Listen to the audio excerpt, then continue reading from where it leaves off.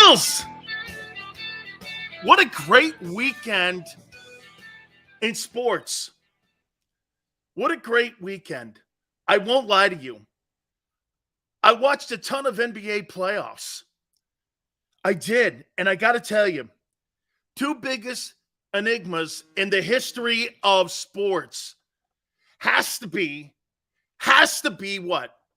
James Harden and Anthony Davis of the Lakers. That game between Boston and Philadelphia was awesome. Series all squared up. Golden State and the Lakers, outstanding. Another game tonight. NBA's reeling me back in. You know why? It's the cities. It's the fan base. Philly and Boston, always fighting for respect. Golden State, no matter how many championships they win in California, you'll never be the Lakers. You'll never be the Lakers. You're always fighting for respect if you're Golden State. So you're kind of reeling me in, Seth Curry, LeBron, AD, Harden, Embiid. Fun stuff, man. Good stuff, too. It's the first time, I would tell you this, it's the first time that I've been reeled in by the NBA playoffs. They're actually selling their sport. We're not getting political agendas. They're actually giving me action. You can't get any better than what you saw in Boston and Philadelphia in that game over the weekend. That was great. I mean, I'm saying shot doesn't get off in time. Harden's through the roof. Enigmas, though. Anthony Davis and James Harden. Throughout the day, we'll talk a little bit more about that. But it was over the weekend as well. The Eagles had their rookie mini camps. And you know what? I listened to Nick Sirianni. I got to tell you something that I'm falling in love with this organization. Culture.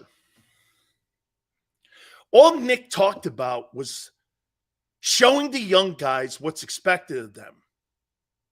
I'll give you a great example of why that's important. You know why the Cardinal baseball team has always been a great baseball organization? Gary Templeton told me this years ago, and Temp played for the Padres, but started his legendary career with the Cardinals. And he told me something about the Cardinals and the way the Cardinals did business all the way back from the 40s, all the way up until today. You know what they do in the minor league system? And again, I'm going to show you how this ties into the Eagles and what they're doing.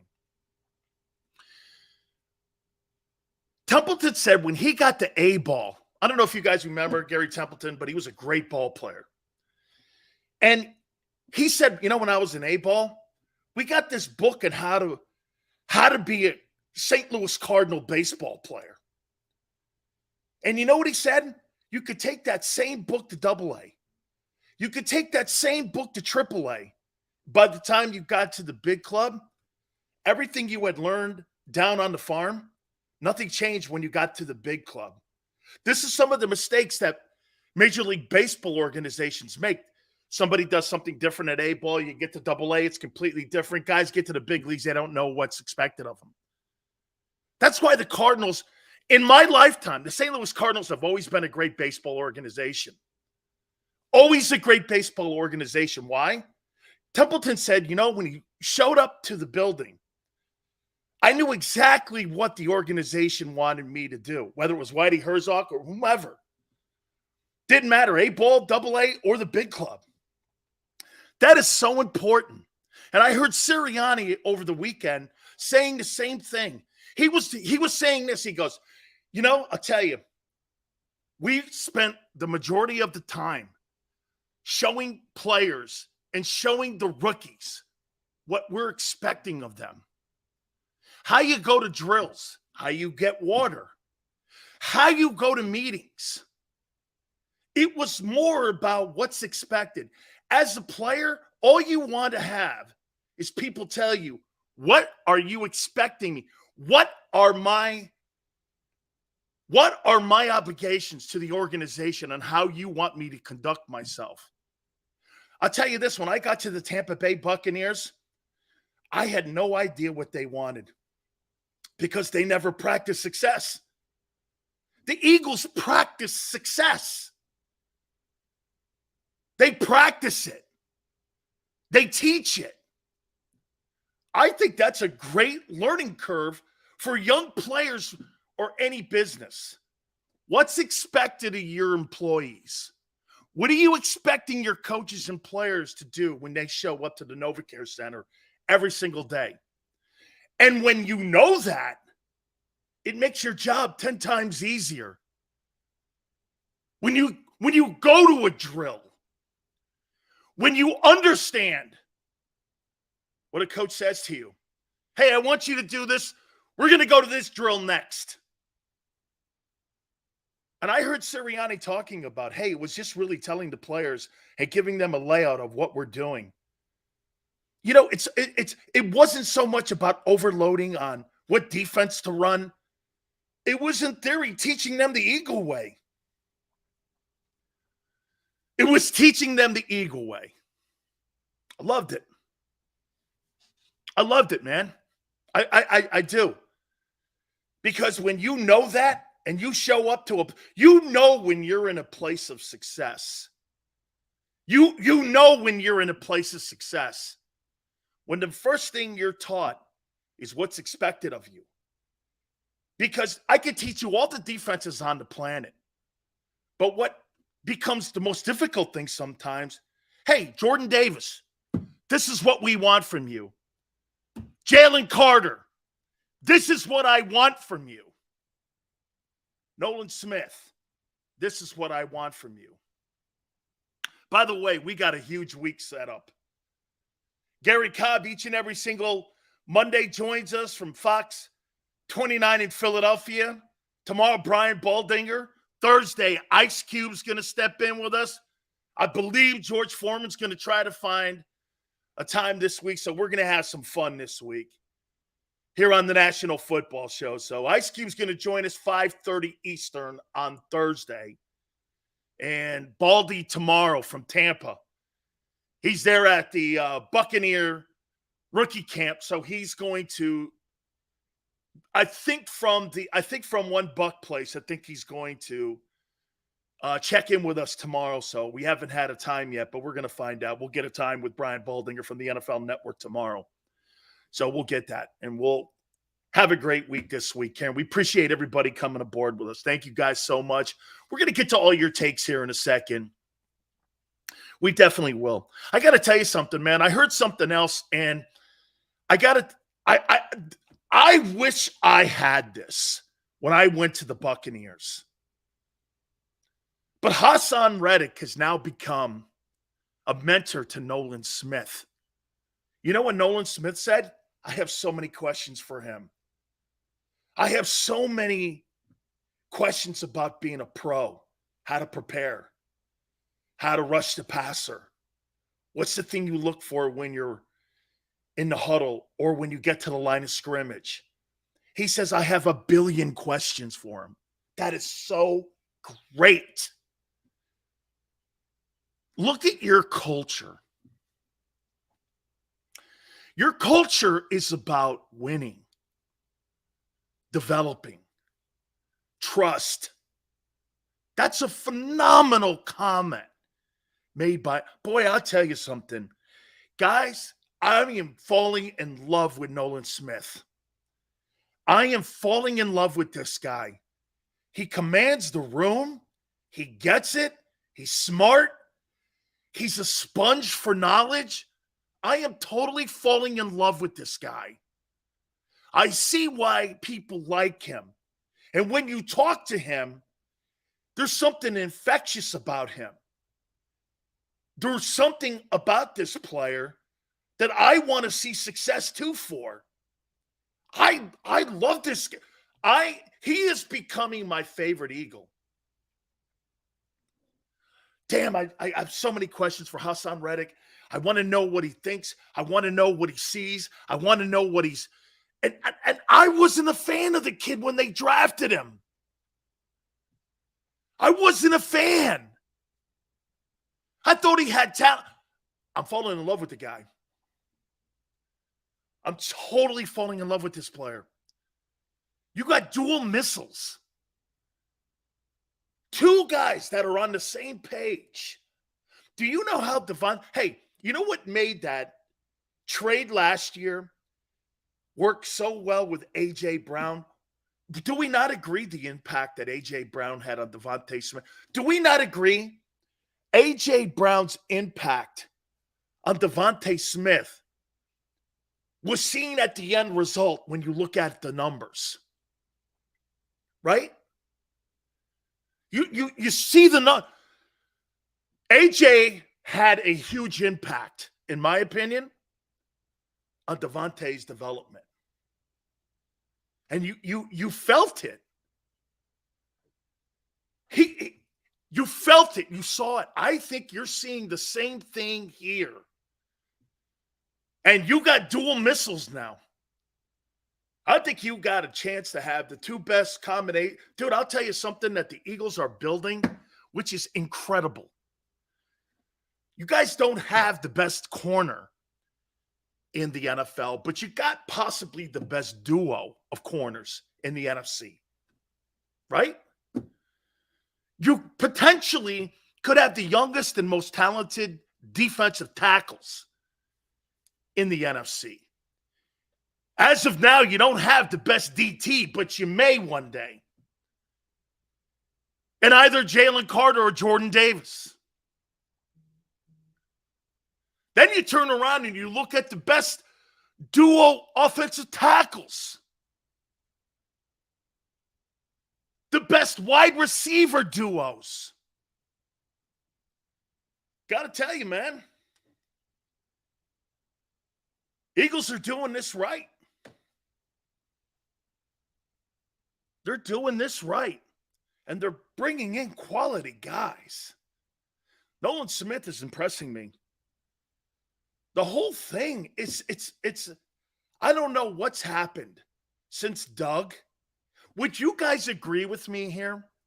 I think the Philadelphia Eagles have a better organization now under Nick Sirianni than they did when they were under Doug Peterson. It just seemed.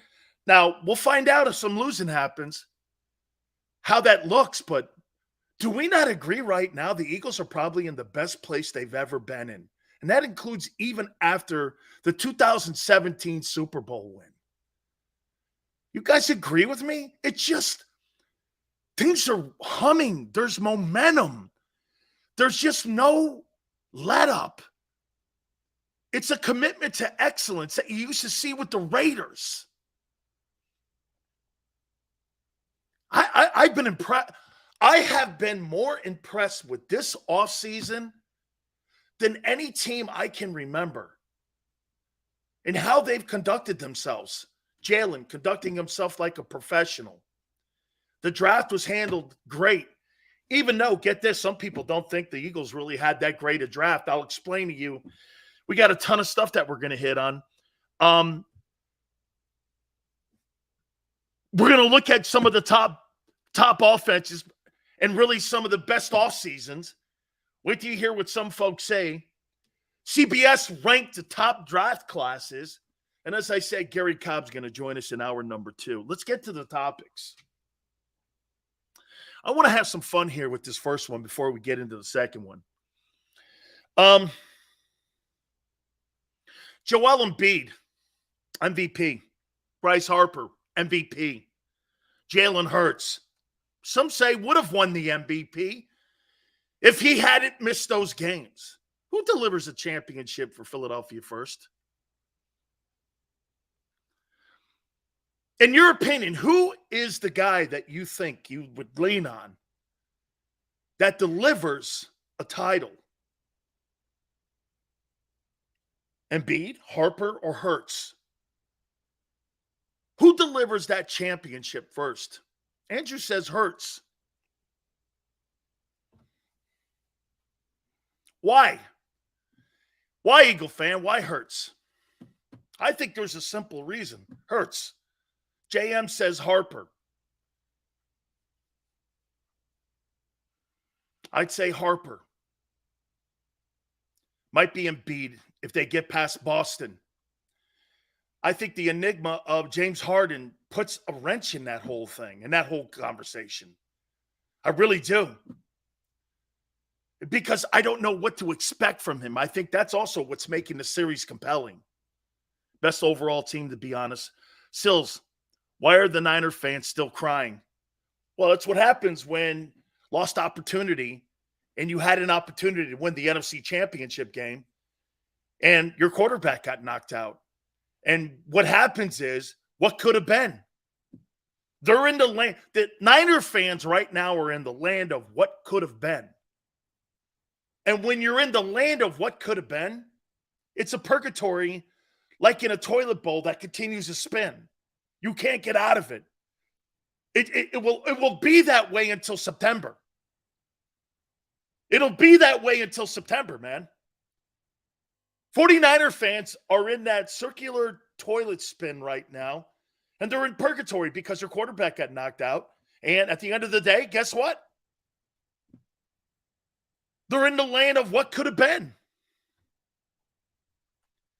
I mean, all you can do is put projections on it. Maybe we would have won. Maybe we would have played better. Right? That's just where you are if you're a 49er fan. And you can thank your coach for getting your quarterback killed because he doesn't know how to protect quarterbacks. Okay? Niners go 5-time Super Bowl champs. Great. Great. John Brody was a good quarterback too. So was YA. Hey, so was Joe. So was Young. Okay? But again, my friend, you're in the land of purgatory. That's why you're whining and moaning. And I get it. Your coach got your quarterback killed again. And you sit in the land of what could have been. I say this to you. On the fun topic, I say Hurts delivers the first title to these other two men because the organization's great and because the organization's better, because the culture's better. All the things I just got through talking about is because of exactly that. You've got an owner who wants to win. You got a general manager who's innovative. You got an organization, which is the most important thing you can possibly have, is being honest. Look, I think the Phillies with Dombrowski, I think the ownership that they have, I think they're starting to turn the corner there, especially down on the farm. I think the Phillies are the second best organization in Philadelphia. I think the Sixers are third. The Sixers will always be who they are right now. They're just going to be that way. Because you know why? You don't know what you're going to get each and every single night with Harden and with Embiid. But you know what you're going to get. I would say this to you. Hurts is more consistent than any of these other guys. He's more consistent. I think you know what you get every week with him. Or when Jalen shows up to work versus Harper, I'm not saying Harper's not consistently a great ball player. He is. But Embiid, he's up and down. You don't know what you're going to get with him every night. You just don't. Hurts has really taken over that city in such a short period of time. His hard work, his dedication, he embodies the city more so than any player that I can remember. Maybe, I don't know, go back into the history of that city's great athletes. I think Jalen Hurts really is the hardworking player that he personifies. Jalen may win a championship here. He may. Big Seals, the fact that Bleacher Report is saying Carter's ceiling is Warren Sapp is a testament of what they think of Carter. Bill, I said he's Jerome Brown. And personally, I think Jerome Brown's better than Sapp. I've always thought that. Jimmy Johnson has thought that. Hey, Bill, I think Sapp's a great ball player. And I see what they're saying about it. But Jalen Carter, to me, he's 2.0 Jerome Brown. And Jerome's better than Sapp. I played next to Jerome. I know who Warren Sapp is. And I personally think Jerome was better than Sapp. Jerome Brown was better than Warren Sapp. I have no problem saying that. I'd say Sab's probably better than Cortez. He's probably better than Cortez Kennedy. But I would say that, I would totally say that Jerome's better than Sap. Jerome's the greatest defensive tackle we've ever had at the University of Miami. Okay? And we've had some great ones. I'd say that he's probably the best that we've ever had. We got a steal in Carter. Yes, you got a steal in Carter. Sap thought Jerome Brown was better than him. It's why he wore his number. Yes. He wore 70. What number did he wear at Miami? I forget. 70-something? 76 he wore at Miami. Is Sap better than Fletcher Cox? Yes. Yes. Fletcher's a borderline Hall of Famer, though. Don't kid yourself. He's a borderline Hall of Famer, okay? He is. All right? He's a borderline Hall of Famer. Still thought Jordan Davis was Aaron Donald. Never in a million years did I ever think that. Absolutely never thought that. That is not true. I said he's either going to be Fletcher Cox or Vince Wilfork. That's who I said he's going to be. He's either going to be this or this. And he's more looking like Vince Wilfork right now. Listen, I think Fletcher's going to be right there in the conversation. Hey, look, when his career is over, you have to put it in the same context that you would put Ndamukong Suh. Ndamukong Suh and him have pretty much had the same career. But the difference is that Fletcher's been in one spot. That means something to me. Eagle fan, that's right. Vince is a great ball player. He's got 3 Super Bowl rings. There's nothing wrong with being Vince Wilfork if you're Jordan Davis. Shit, you're hoping he's that guy. Is this the Eagles' best chance at a dynasty? Your 2 tackles have to pan out. Your 2 defensive tackles have to. If your 2 defensive tackles pan out, there's a great chance that this football team is going to continue their success for at least the next 6-7 years. Absolutely. Absolutely. All right, let's move on to the second topic here. As we look at these 2 top first rounders, and as they were going through their drills, I love the fact that the Eagles put up a lot of film of them going through the rookie minicamp. And I love watching Nolan Smith, the way he was moving around, how they're going to use him is going to be interesting to see. I loved watching Jalen Carter move around, along with Jordan Davis, seeing everybody out there. Again, spirits are high. I love these rookie minicamps because everybody gets an understanding, as I said, what's expected of you. What player do you think, though, has the bigger impact on the 2023 defense? Jalen Carter or Nolan Smith? Who has the bigger impact? You know, as I was coming on the air, I still was debating this. God, Carter's so talented. Carter is so talented. I mean it, man. He is so talented. The way he moves, I can't wait to get Brian Baldinger on the program tomorrow because Baldy's with me, man. He loves this guy. To think we might have a young Jerome Brown and Vince Wilfork right now, bleed green. Think about that. The Eagles may have drafted Jerome Brown and Vince Wilfork in the middle of their defense. Your 3 technique could be Jerome Brown 2.0, and your 1 technique might be Vince Wilfork. Do you think you're going to win some ball games if that comes to fruition? My God. Then you got an edge rusher that's the heir apparent to Hassan Reddick on the perimeter. Watching these guys in the rookie camp over the weekend, that's what I started thinking. man, what if these guys, whew. And what did we say? 17 of the 22 guys currently on the football team have been drafted by the Eagles. That's astounding. That's astounding. But what guy has the biggest impact on this defense as we get ready for the 2023? Do you understand something? We're like 60 some odd days out from the start of training camp, July 27th.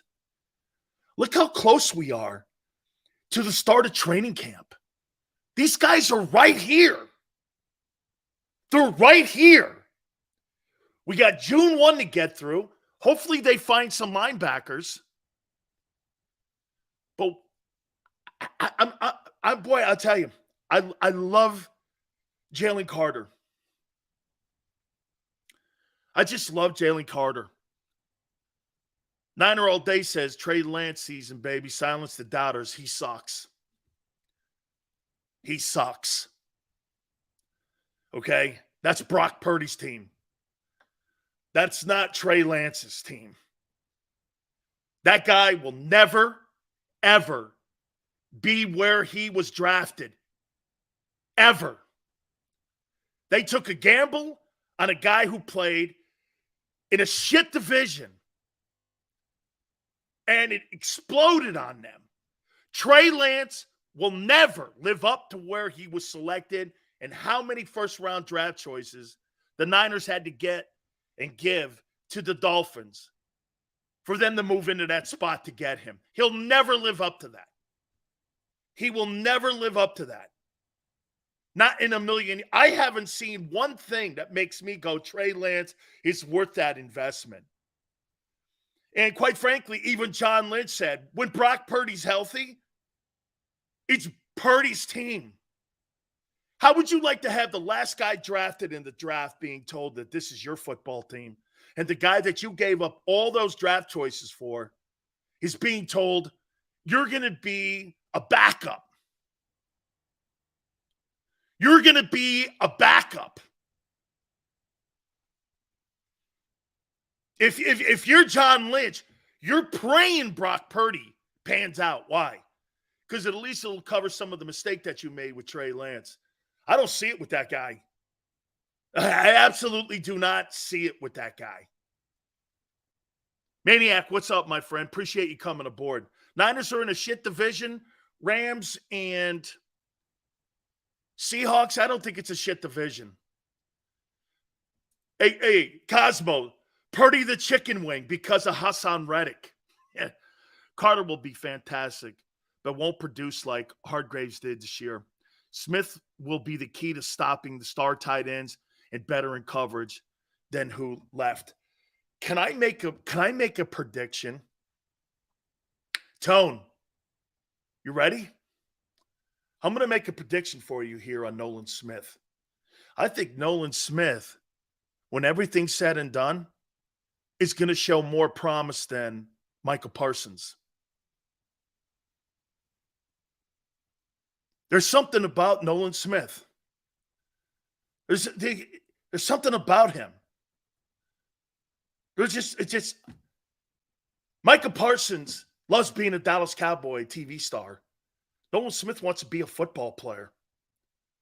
I think Nolan Smith, when everything is said and done, I think Nolan Smith is going to have a better career than Micah Parsons.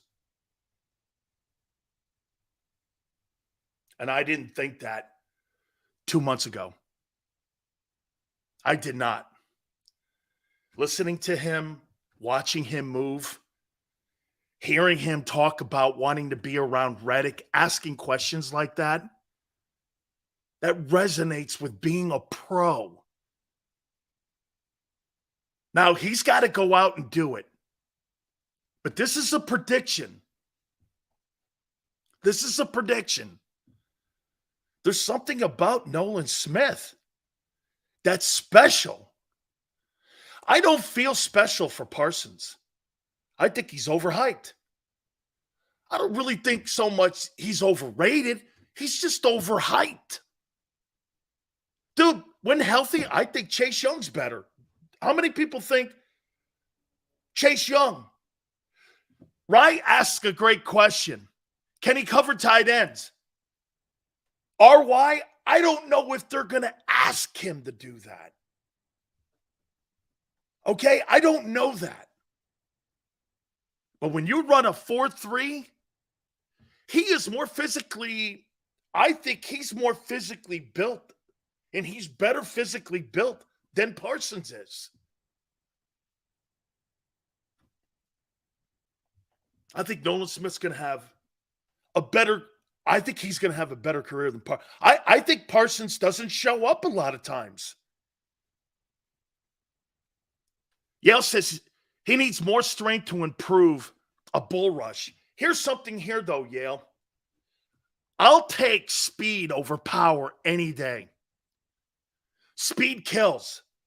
You run into an offensive tackle, they want you to run into them. Barrett Brooks was right about this kid. He was right.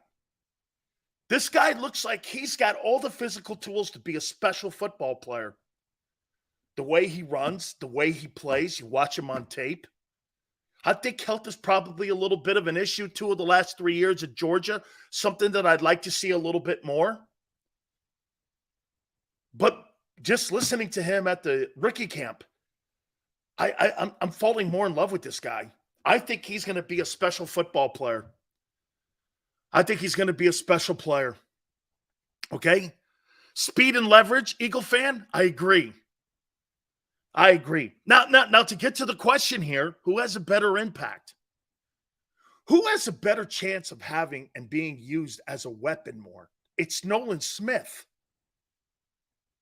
I can't wait to see how Matt Patricia uses him. I'm sorry, Sean Desai.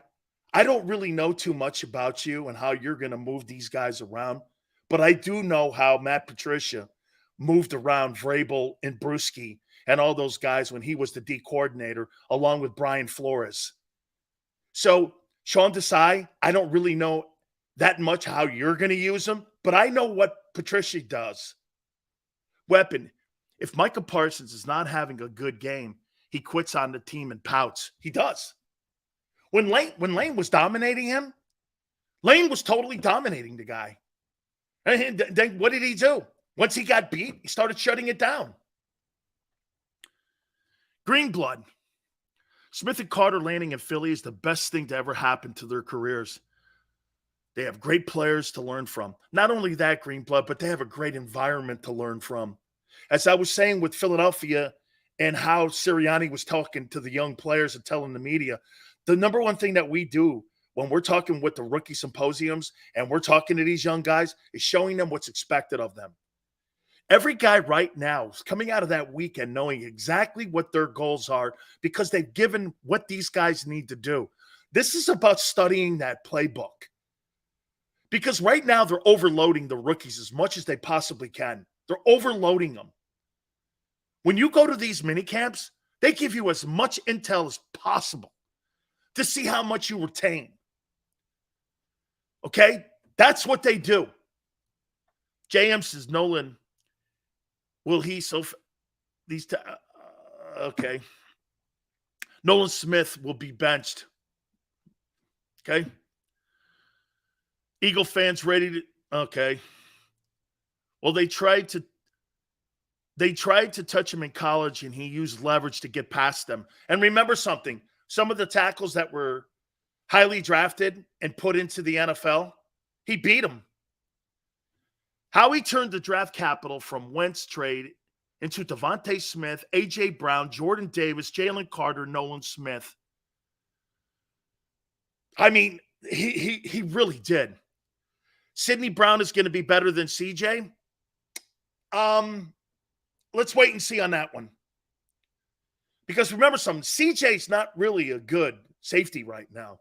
He's learning. But his athleticism and his football ability overcame some of the deficiencies when it came to proper run fits. He knew what to do. He totally knew what to do. Okay? I mean, who has the better year, though? Carter or Smith? Man, Jalen Carter's such a great ball player. I line him up in a 3 technique, and I just wind that dude up and let him run into people. And by the way, like I said, I'm starting both guys. I'm starting Jordan Davis and him. I get Fletcher made 10. I get it. You need these two players to get in there and play. You need these two players to get their feet wet. You need, for the Eagles to be a great defense this year, they have to have these two young ball players starting. I hope they start right out of the gate. Davis and Carter. That's what the Eagles are hoping for. And then you've got Fletcher overseeing it, teaching them. The same way Hassan Reddick is helping Nolan Smith. You're passing the torch. You've got, and get this, here's the safety net. One of them's not performing well. Fletcher's right there for you. And you've been monitoring his minutes on a pitch count because you know you got an older defensive tackle. I think they got the best of both worlds here. They got a veteran player who they can lean on, and they got two young guys they can count on. I was really impressed watching all the highlights coming out of the NovaCare Center this weekend with the young guys. I really was. Sills, what percentage of snaps would you expect Carter to play this year? Man, I'd like to see that number up in the 60s. I'd love to see that. Okay? Yeah, they already have chemistry. Hey, and by the way, I think this has got to improve Nakobe Dean's chances. I think it's got to improve Nakobe Dean's chances of playing too. The secondary's loaded. I don't know there yet. The safety position and the linebacker position still concerns me. Who's your starting defense as of May 8th? John asked. Okay. I want my, I want my weak side linebacker to be Hassan Reddick and my strong side linebacker to be Nolan Smith. Why? Because I want that 4-3-9 in open space covering tight ends and backs out of the backfield and setting the second level edge. My ends, Brandon Graham, Josh Sweat. My tackles, Jordan Davis, Jalen Carter. My inside backer is Nakobe Dean. My secondary is Brown, Edmonds, Slay, and Bradbury. That'd be my dream team. That would be my dream team defense. Again, weak side, Hassan. Strong side, because of the speed, Nolan. Josh Sweat, Brandon Graham, Jalen Carter, Jordan Davis, Nakobe Dean. Corners, Slay and Bradbury, Brown and Edmonds. That would be my defense. That's my dream. I think that's probably what the Eagles are hoping for as well. Dean is on a UNICEF boxes now. Milk. He was a year ago. Hey, and by the way, Hollywood Hogan, that's fair. That's fair. Okay? That's fair. I get it. See, to me, that defense makes more sense because you have dual missiles you can rush the passer with. And get this. Look at the setting of the edge. I think Josh Sweat and Brandon Graham did a spectacular job last year at setting the edge, which means teams were not able to get on the perimeter against them. And when you have those guys blanketing that second level like that, it's going to be pretty tough. That's why it's going to be important for those two tackles up front to make sure they stop the run. If they stop the run this year, they could be a better defense. No, because they're not going to have 70 sacks. They're not going to have 70 sacks. They're going to be more limited in that because you're playing against better quarterbacks as well. Okay? Reddick is undersized as well. Seals, did you mention Barnett? I have no interest in mentioning Barnett whatsoever. Dude, it's 7 years. It's over with. It's 7 years. It's not happening. It's not. The 70 sacks, you're right. It doesn't matter. I don't care about that number. I care about stopping the run and making impact plays like Reddick did in the NFC title game. Like I said, the reason that the 49er fans, and I get it, are moaning, because one play destroyed their opportunity to get to a Super Bowl. One play from one of the missiles. Now you got two of those guys. Who's Kyle Shanahan going to put on both guys? Shit, man, he can't even block Hassan Reddick. Now you're going to put another guy on the other side? Who? A back? Do you understand? What are you going to come out? Dual tight ends? You're going to come out with dual tight ends to deal with Reddick and with Nolan Smith? I love everything I'm hearing about Nolan Smith. He's a sponge right now to Hassan Reddick.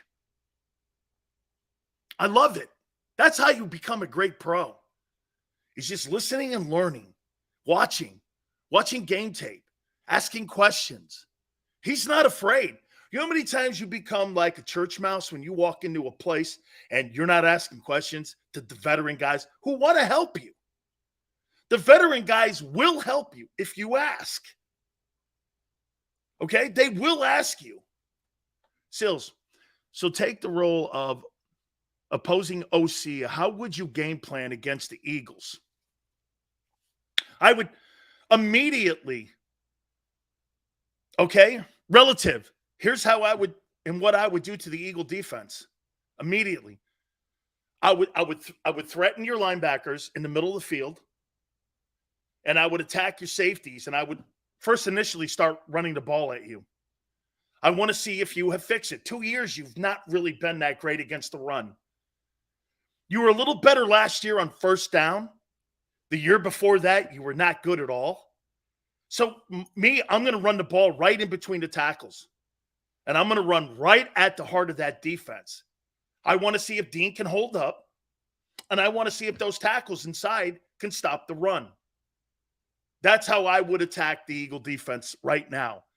On May 8th, I'm attacking the heart of that team because the heart of the team was taken away with Hargraves, your linebackers, and one of your better safeties is no longer back there.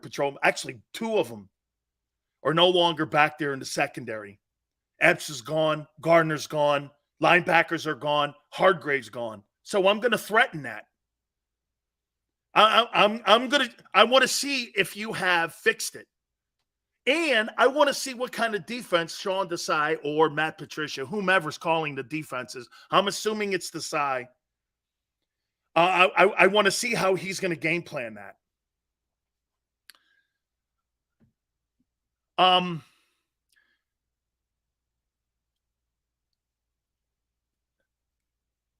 That's exactly correct. Okay, I think Smith is good. I think Smith has all the tools to become something that if he listens to Reddick, I think he's going to be in a position to be on the field, and I'd love to see both those guys on the field. I want to close this one topic up here before we move on here. I think Nolan Smith is going to have a bigger impact this year. But then again, I think both these guys have a great chance to have a massive impact. Jalen Carter's too damn good. Too damn good. If those three tackles can have a great year this year for the Eagles, Reddick and Smith will eat. The success of this football team, look, your corners are going to lock down a lot of the good players, but you're playing. Why am I saying Nolan Smith? The reason I'm saying Nolan Smith is because you're playing Josh Allen. You're playing Patrick Mahomes. You're playing Aaron Rodgers.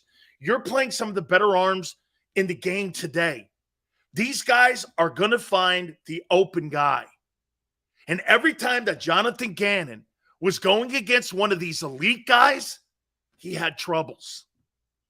He had issues. Okay? He had issues. So to me, This is going to come down to those three guys, Fletcher Cox, Jalen Carter, and Jordan Davis. Jordan Davis has got a ton of pressure on him. He's got a ton of pressure.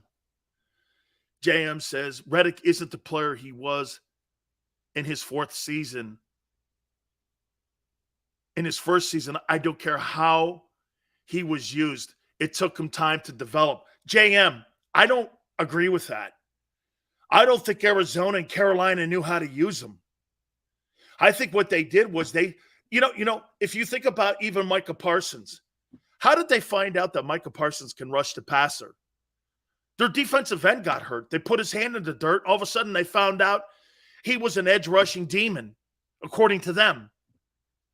They found out by mistake that he was a good edge rusher. So, to me, they did just Carolina and Arizona, there's a reason why they picked high in the draft. Because they weren't developing players. I think Reddick, once he got here and they started how he started putting the talent on the defensive side of the football, with more talent, you got better play. When they got Ndamukong Suh, okay? When they got Ndamukong Suh and they got Linval Joseph, I thought that's when Reddick absolutely exploded. That's when he looked like he was somebody who was the NFL Defensive Player of the Year. Personally, I think in the last 8 games of the regular season, I think he outplayed Micah Parsons. But see, you got guys like Skip Bayless and all these Dallas Cowboy homers that are always going to be pimping the Cowboy players. Here's a great example. CeeDee Lamb is going to be paid probably the highest paid salary for a wide receiver in the NFL on his new contract extension. He would be the third wheel in Philly. How many people look at CeeDee Lamb and go, yeah, that guy's elite? I'm sorry, but you think CeeDee Lamb is better than Stephon Diggs or Justin Jefferson or Jamar Chase or Devontae Adams or DK Metcalf or A.J. Brown? I mean, when I look at CeeDee Lamb, do you think CeeDee Lamb is better than Devontae? Or do you think those two guys are comparable? To me, I look at CeeDee and go, who would you rather have, Devontae Smith or CeeDee Lamb? Maybe I'm biased here, but I'd rather take Devontae. I think he runs better routes. I think he is a great – not that Lamb is bad. And plus, by the way, CeeDee Lamb, didn't he play with Jalen? I'm sure Jalen thinks highly of him.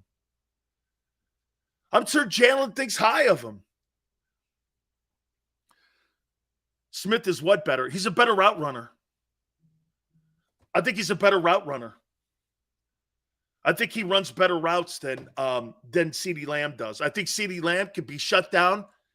And that could also be because really Cowboys don't have a number 2 guy right now.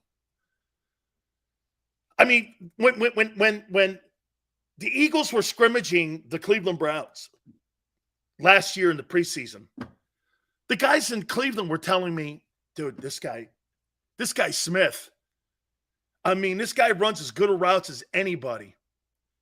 And anybody in the league, they were talking. CD is a Waddle type.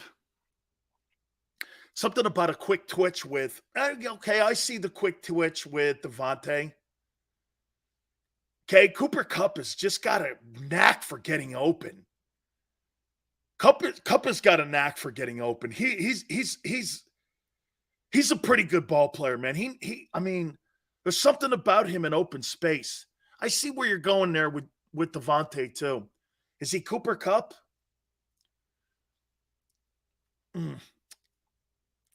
Quick twitch, get open, good route runners, solid, never get off their path.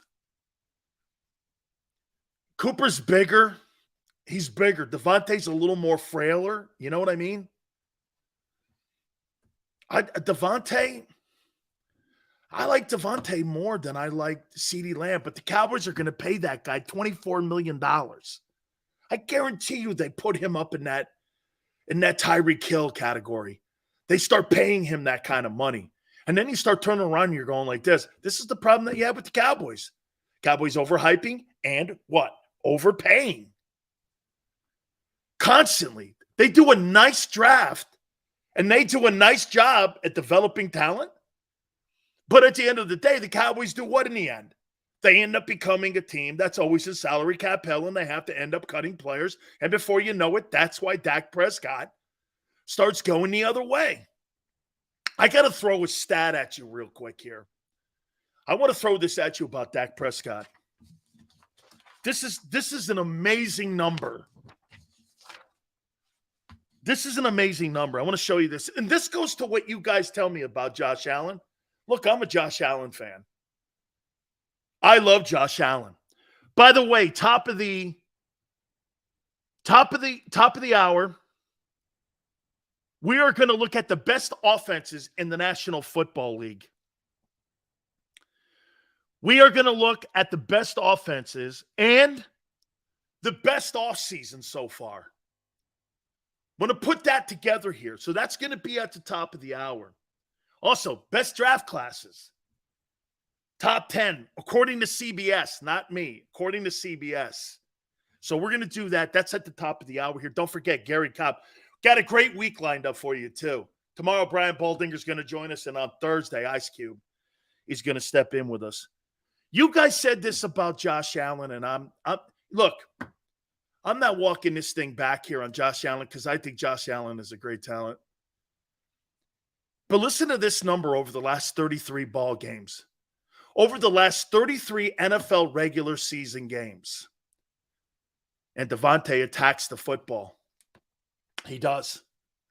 I think he does a great job at creating space, especially down the sideline. Devontae. The last 33 NFL regular season games. Dak Prescott has thrown 69 touchdowns and has had 29 interceptions. In the last 33 games, NFL, Josh Allen's had 71 touchdowns and 29 picks. Yet we look at Dak and go like this. Dak sucks. Dak's hurting his team. Then you turn around and look at Josh Allen, and Josh Allen and Dak Prescott have the same numbers over the last 33 ball games. Listen to that number again. Why is there one perception on one and not the other? Dak's got 69 TD passes and 29 interceptions in the last 33 NFL games. Josh Allen of the Bills has 71 touchdowns and 29 INTs. Yet we look at Josh Allen as a transcendent player and an up-and-coming superstar in the NFL, and we look at Dak with almost identical numbers and go, Dak's killing the Cowboys. I say that too.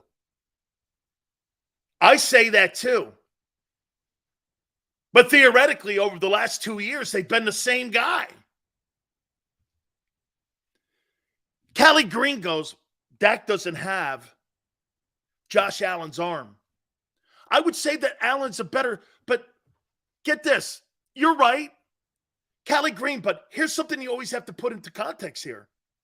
So Josh Allen has more talent than Dak, and yet they have the same numbers. And theoretically, the same results. So who would you rather have in a football game? If you had a 60-minute ball game, would you take Dak or Josh? They're the same guy. They're the same player. Yet, I don't know, man. I mean, when I saw that number, I was like, wow, I have a completely different take on Dak compared to what I do with Josh Allen. And I defend him here all the time. I think he's more gifted, and I think he's got more quarterback skill than what Jalen Hurts does. I think he's got more skill. But eventually, don't you have to live up to that skill? Look, I talk to you guys all the time about Jordan Davis. And I say this all the time to you about Jordan Davis. Hey, this guy runs a 4.78. He's big as a house. eventually you got to learn to live up to some of that talent that you have, kid, because you really don't, and you're not productive like that, and you're not productive enough. Josh Allen has the same statistics as Dak Prescott does when it comes to touchdowns and INTs over the last 33 games.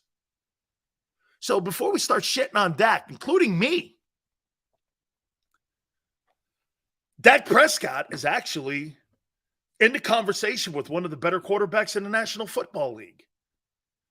Hence, that's why he has a great record in the NFC East. And that's right. Shakira goes like this. It's because he plays for the Cowboys. His interceptions are more magnified than what Allen's is in Buffalo. You're right. You're right. When you do great things in Dallas, they're magnified. When you do shitty things in Dallas, they're also magnified. When you play in Cincinnati or Buffalo, you know, your failures aren't as much magnified. Like, how many times have I brought this up to you guys? You know, this Josh Allen did cost the Bills home field advantage with that stupid fumble in the Viking game. This is what's making Hurts maybe a better field general than Josh Allen.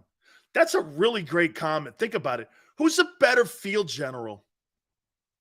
Jalen Hurts or Daniel Jones? Jalen. Who's a better field general? Jalen Hurts or Josh Allen? Jalen. Again, I still think Allen's got more talent. But eventually you got to live up to it. Hey, I think Aaron Rodgers is more talented than Tom Brady. I think he does. He's got more talent than Brady. Brady's a better field general when it comes to quarterbacking and getting his football team in the end zone. Right? Yeah, but Hurt with his fumble. I get it. But you know what, Rage? I'm not going to kill Jalen Hurts on that fumble in the Super Bowl. I get it. Totally. It was an effort play. Could happen to anyone. It could happen to anyone. If you notice, I've never killed him on that thing. Okay? Hurts is definitely better than both. As a field general, not talented. Josh is inconsistent and tries for the home run. I think he plays a little bit of Carson Wentz ball. I'm with you. I think he plays a little Carson Wentz ball. Yeah, I think they've got to clean it up there with Ken Dorsey and those guys coming up this year. I think they definitely have to clean it up. No question about it. Best off seasons. Who has had the best off season in the National Football League? Love the camps. Dude, I had a really great time watching a lot of those guys talking coming out of the NovaCare Center. I really did. These guys are ready, man. There is a great momentum coming out of that building. CBS has listed their top draft classes. Josh Allen overrated? Not yet. Not yet. He's not overrated. They did win 14 ball games. Okay? They did win 14 games. He's not overrated.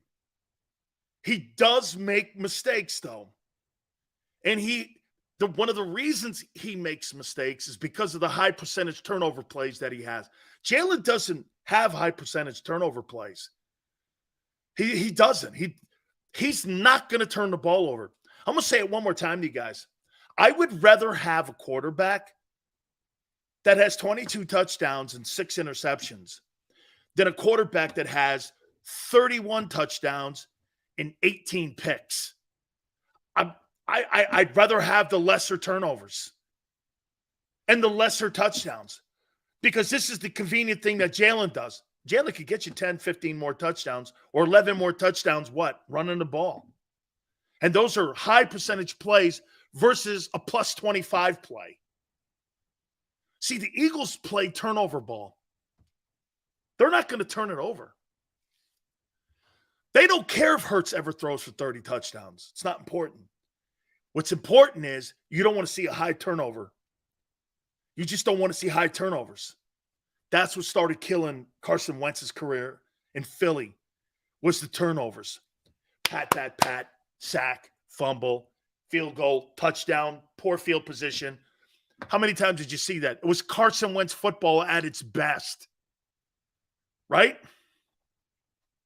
Jason goes, do you think we are a step ahead of other teams with the way we have joint practices and running an orientation? I would mimic that practice style. Jason, I love that, what they do, because they're teaching their guys, again, what the Eagle way is. Absolutely. But those controlled scrimmages seem to be where they're getting more out of the development and evaluating of the players than the exhibition games. I think, Jace, they look at those exhibition games now, and to me, it wouldn't shock me one day if you just start seeing the NFL airing those controlled scrimmages and ending exhibition football. The exhibition football is becoming a point now where some organizations use them, some organizations don't use them. So to me, I think these guys, like, would you agree? Howie probably right now, would you agree? Howie probably right now, you think he knows 90% of his roster and what it's going to be September? You think he knows right now 90% of what that roster is going to look like? And how he's – remember, you go to camp with 90 guys. You have to be down, I think it's 90, June 1. I think he already has a sense of what and who's going to camp with him. But Marky Dan goes, no, I'm going to say here's why. Because there's not a lot of holes to fill. You got a right guard to fill. You got depth in the O-line. You got to figure out your defensive tackles. You got to figure out your linebacker position. And you got to figure out your safety position on how that's going to look. I wish the 49er fans would go stick up for the Seahawks. Stick up the Seahawks line. Hey, it's all good, dog. Hey, this is the rival. You should welcome that. Hey, Biz, you should welcome the Niner guys in. Because for them to get to the Super Bowl, they got to beat you. And maybe the Eagles know they have to beat San Francisco as well. It's all good. This would make, hey, here's the issues with San Francisco. Your quarterback, man, and your coach. How many big games are you going to sit there with Kyle Shanahan before you start to go like this? He shit the bed in the Super Bowl. He couldn't protect his quarterbacks.